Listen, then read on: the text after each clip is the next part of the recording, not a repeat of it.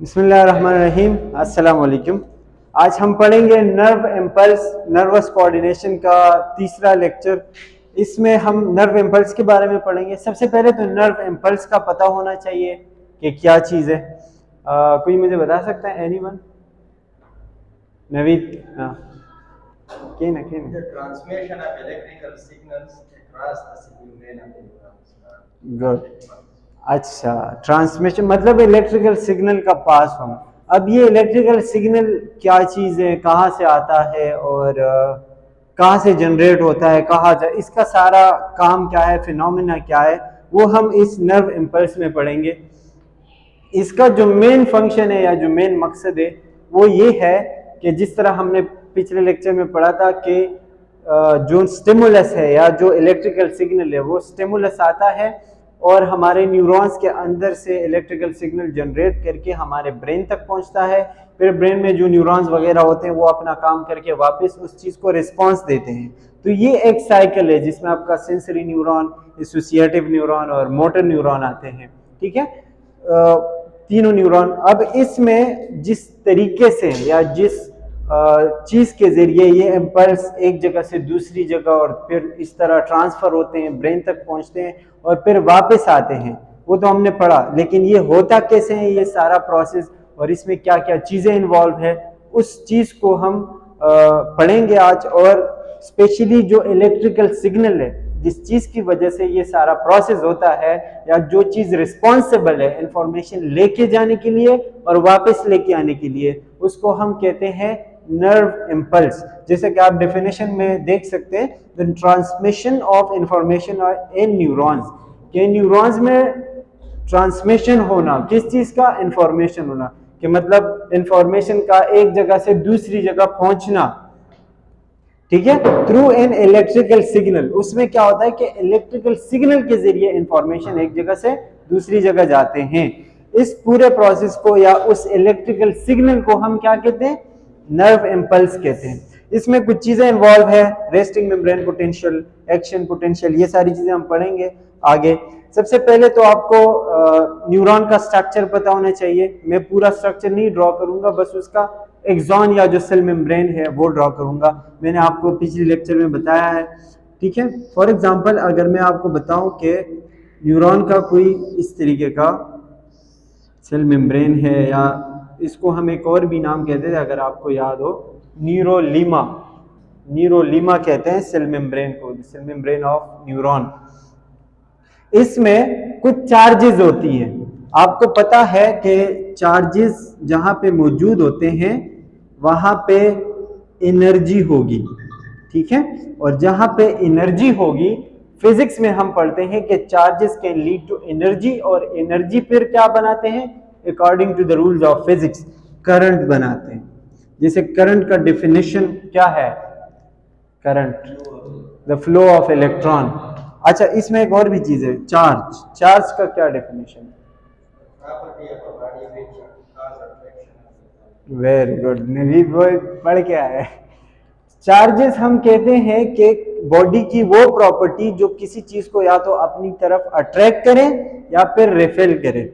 अब अट्रैक्शन और रिपेल्शन कब होगा, जब सिमिलर चार्जेस होंगे तो वो रिपेल करेगा, प्लस आएगा। अगर ऑलरेडी प्लस वहां पे मौजूद है, दूसरा प्लस आ रहा है तो वो रिपेल करेगा।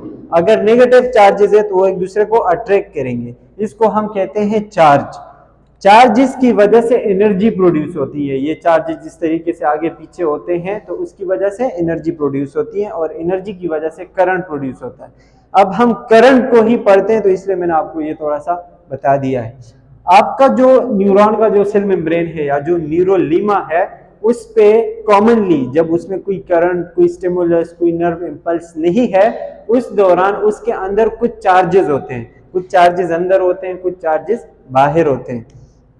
फॉर एग्जाम्पल अंदर जो है नॉर्मली जब किसी मेम्ब्रेन पे चार्ज नहीं, चार्ज की बात नहीं सॉरी, जो इलेक्ट्रिकल सिग्नल जब उससे पास नहीं होता, उस कंडीशन को हम कहते हैं रेस्टिंग मेम्ब्रेन पोटेंशियल।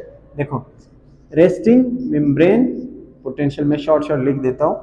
ये मतलब वो मेम्ब्रेन होगा कि अभी बिल्कुल रेस्ट में है, अभी इसको कोई स्टिमुलस नहीं आया, इसमें कोई चेंज नहीं आया, तो ये कैसा होगा जब कोई मेम्ब्रेन होगा रेस्ट में, तो इसके अंदर वाले साइड पे के पोटाशियम जिसका वो है, इस तरीके के चार्जेस होते हैं, मतलब अंदर क्या होगा, पोटाशियम होगा, ठीक है, बाहर क्या होगा, सोडियम होगा और पॉजिटिव चार्ज के साथ। इसको हम रेस्टिंग मेम्ब्रेन पोटेंशियल कहेंगे। रेस्टिंग मेम्ब्रेन पोटेंशियल का मतलब क्या होगा, जिस पे अभी कोई सिग्नल नहीं आया, कोई सिग्नल उससे पास नहीं हो रहा, मतलब बिल्कुल रेस्ट में है बंदा। अच्छा, इसका जो मतलब है, या इस पे अगर आप प्लस माइनस लगा दो तो इसमें अंदर की तरफ नेगेटिव चार्जेस होंगे और बाहर की तरफ पॉजिटिव होंगे।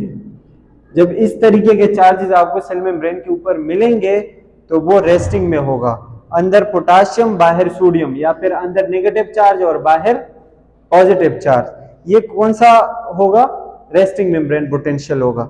इसमें एक सवाल आता है कि अगर पोटाशियम पे पॉजिटिव चार्ज है तो फिर यहाँ नेगेटिव क्यों लगा रहे हैं हम, ये आ रहे हैं ना जहन में ये सवाल। नेगेटिव इसलिए लगाते हैं क्योंकि यहाँ पे सिर्फ पोटाशियम नहीं है, हम सिर्फ पोटाशियम शो करते हैं लेकिन सिर्फ पोटाशियम नहीं होता, यहाँ कुछ नेगेटिव चीजें होती हैं, जैसे कुछ प्रोटीन्स होते हैं जिनके ऊपर नेगेटिव चार्ज होते हैं, कुछ एसिड्स होते हैं, कुछ एंजाइम, कुछ ऐसी चीजें होती हैं जिनके ऊपर नेगेटिव चार्जेस होते हैं। और यहाँ पे एक और भी चीज होती है कि इसमें एक्सचेंज होता है, एक्सचेंज होगा तो चार्जेस एक्सचेंज होगी, तो उसकी वजह से पॉजिटिव नेगेटिव चार्जेस आ जाते हैं। जैसे कि फॉर एग्जांपल अगर इसी मेम्ब्रेन को हम आगे पढ़े, ठीक है, और इसमें अभी कोई इसमें एक चीज होता है यहाँ पे सोडियम पोटाशियम पंप, आपने पढ़ा होगा NaK pump, sodium potassium pump होता है। वो क्या करता है कि उसकी वजह से जो ये वाली चीजें हैं, प्लस और नेगेटिव चार्जेस हैं, ये अंदर और बाहर जाते हैं, एक्सचेंज करते हैं। अब फॉर एग्जांपल यहाँ पे नेगेटिव चार्ज है और यहाँ पे पॉजिटिव चार्ज है, तो जब यहाँ से इलेक्ट्रिकल सिग्नल पास होगा तो ये चार्जेस क्या होंगी, डिस्टर्ब हो जाएंगी।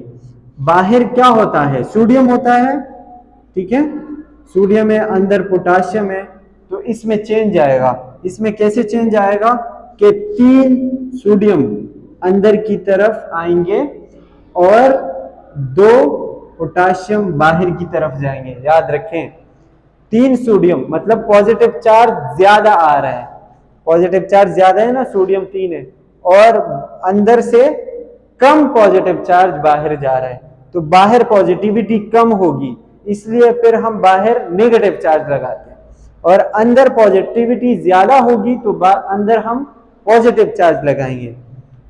फॉर एग्जाम्पल यहाँ से इलेक्ट्रिकल सिग्नल पास हुआ तो अब ये चार्जेस जो कि नॉर्मली इस तरह है, फिर क्या हो जाएंगे, अंदर पॉजिटिव आ जाएगा और बाहर नेगेटिव आ जाएगा।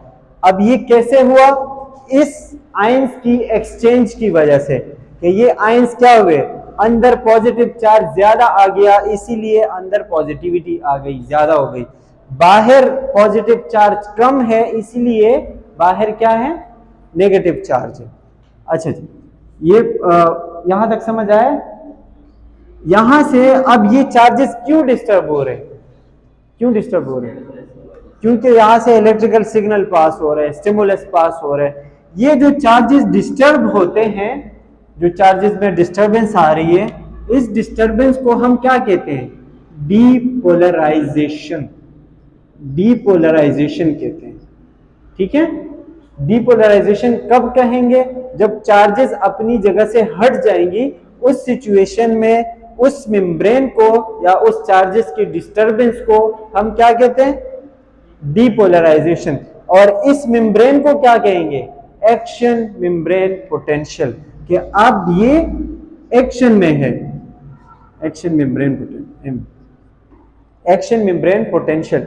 एक्शन मेम्ब्रेन पोटेंशियल क्यों कह रहे हैं कि अब एक्शन में आया है, अब इसके अंदर कुछ हरकत आया है, डिस्टर्बेंस आया है, तो इसकी वजह से एक्शन मेम्ब्रेन पोटेंशियल कहते हैं।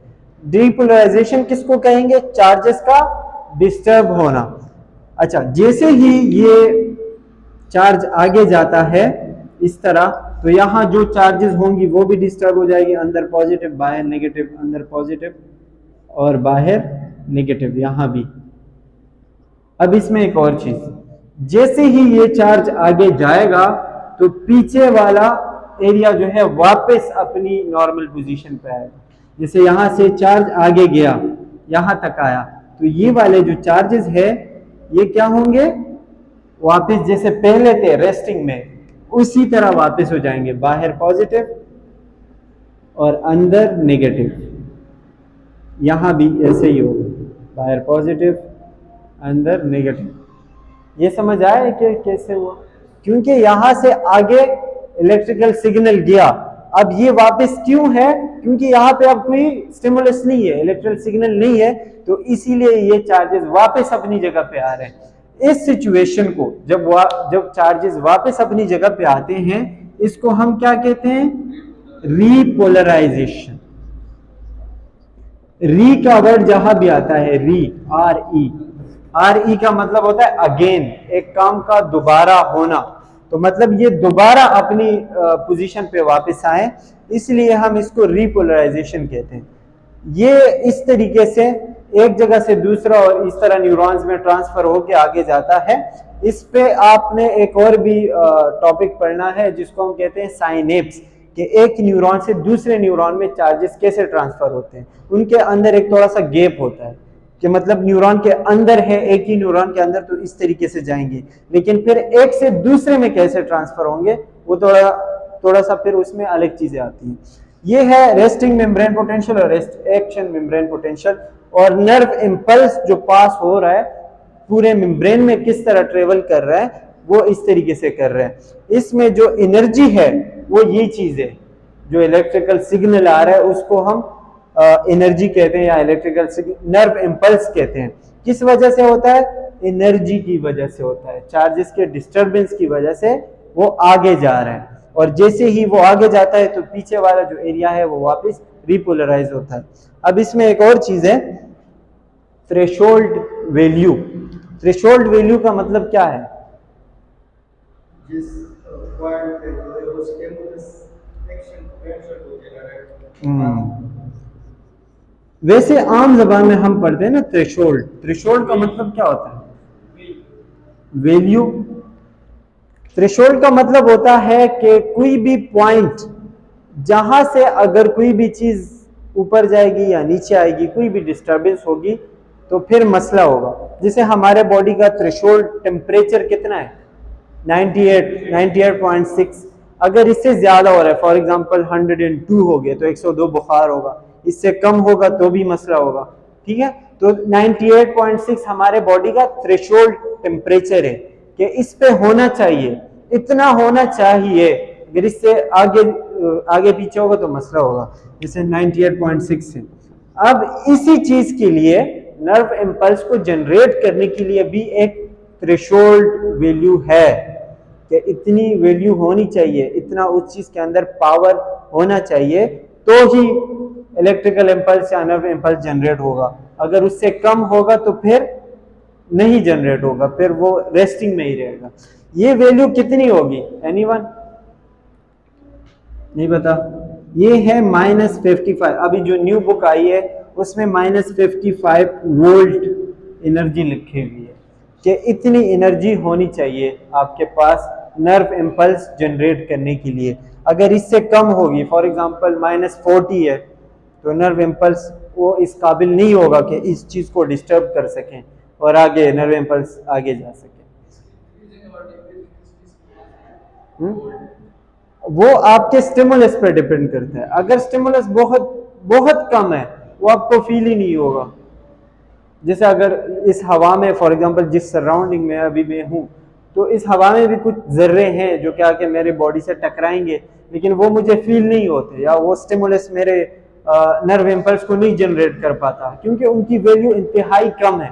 -55 तक वो नहीं पहुंच पाता, शायद वो -10 हो, -15 हो, तो मुझे नहीं पता चलता। हाँ, ड्रग्स की वजह से, वो मैं आपको आगे बताने वाला था। उसमें हम एक कहते हैं, ये मुझे थोड़ा सा मिटाना पड़ेगा, हम एक चीज कहते हैं इसमें हाइपर पोलराइजेशन, हाइपर पोलराइजेशन कहते हैं।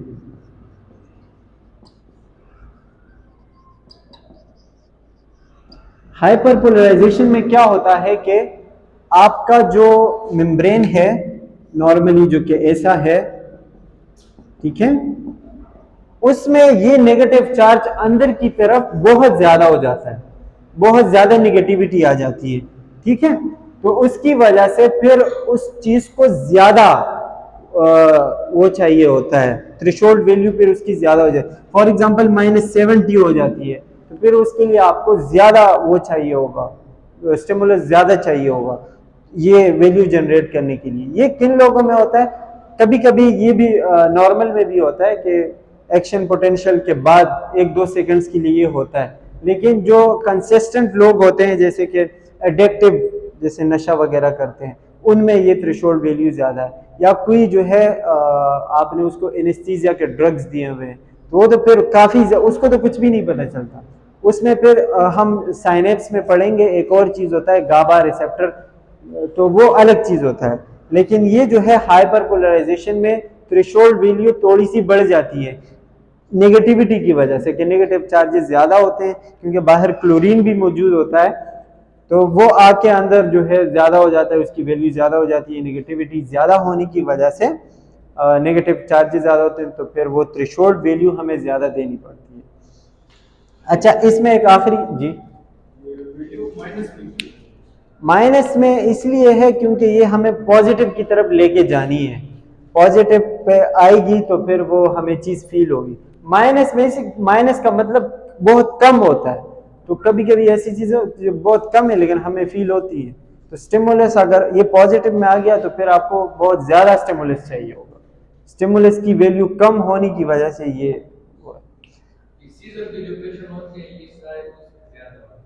हाँ, सीजर्स के उनका एक्शन पोटेंशियल बहुत ज्यादा, असल में उनके अंदर एसिटाइल कोलिन का वो अलग टॉपिक है, वो हम साइनेप्स में पढ़ेंगे, साइनेप्स बहुत अच्छा टॉपिक है, वो फिर अलग चीज हो जाती है।